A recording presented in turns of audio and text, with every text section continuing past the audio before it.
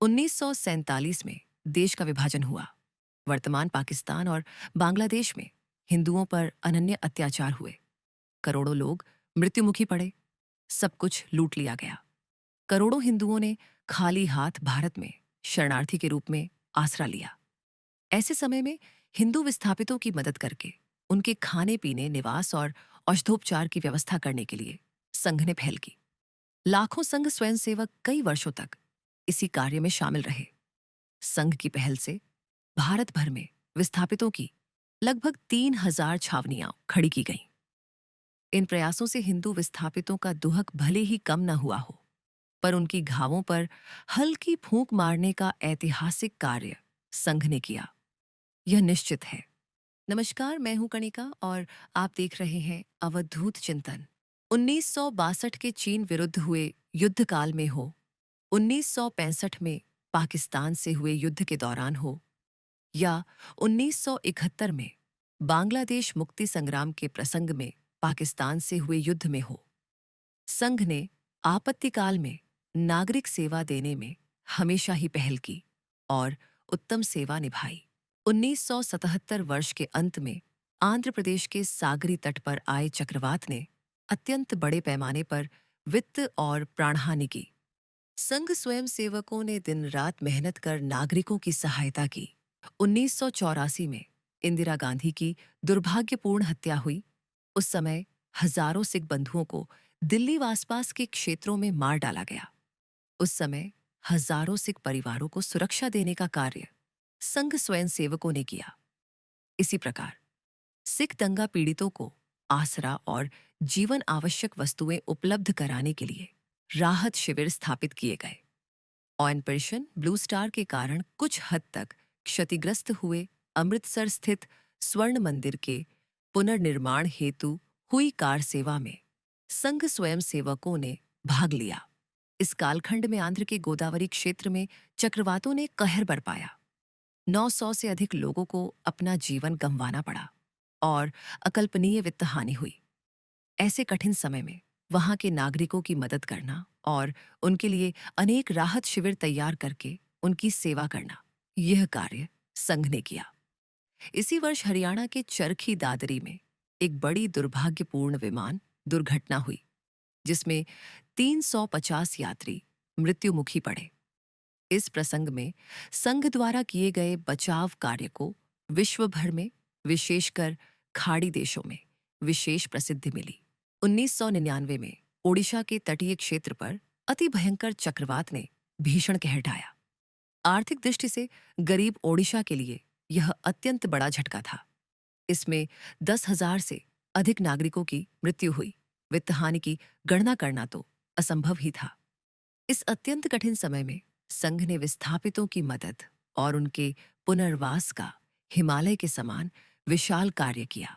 2010 में उत्तर कर्नाटक में आई बाढ़ के कारण वहां का जनजीवन अस्त व्यस्त हो गया था।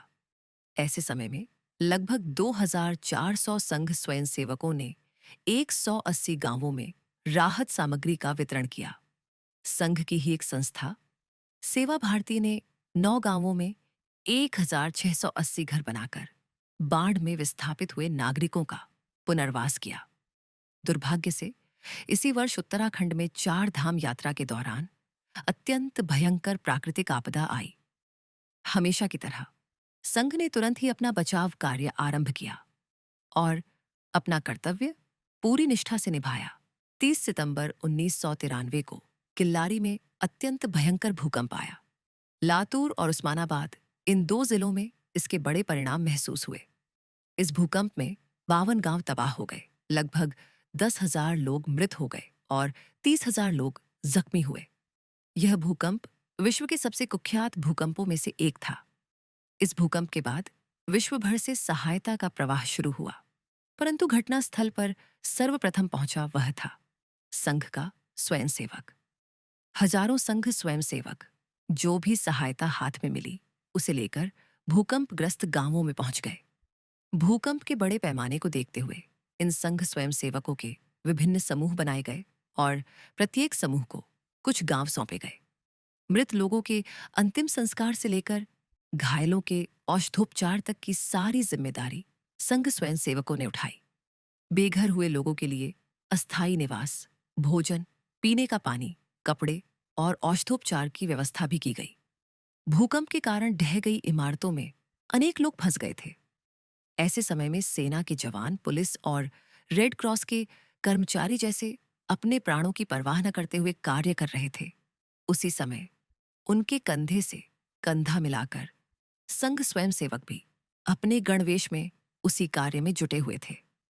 लातूर में संघ ने कुछ गांव गोद लेकर वहां भूकंप पीड़ितों को सभी सुविधाओं से युक्त स्थायी पक्के घर भी बनाकर दिए।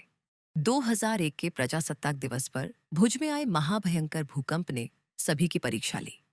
इस भूकंप में 18,600 नागरिक मृत हुए और 1,67,000 से अधिक नागरिक जख्मी हुए। इस भूकंप की झेल 21 जिलों को सहनी पड़ी, जिसमें 18 बड़े शहर, 182 तालुके और 904 गांव शामिल थे। भुज, भाचार, अंजार और रापार ये गांव मलबे के नीचे दब गए। इस भूकंप के समय गुजरात सरकार ने जो कामगिरी की वह सराहनीय है।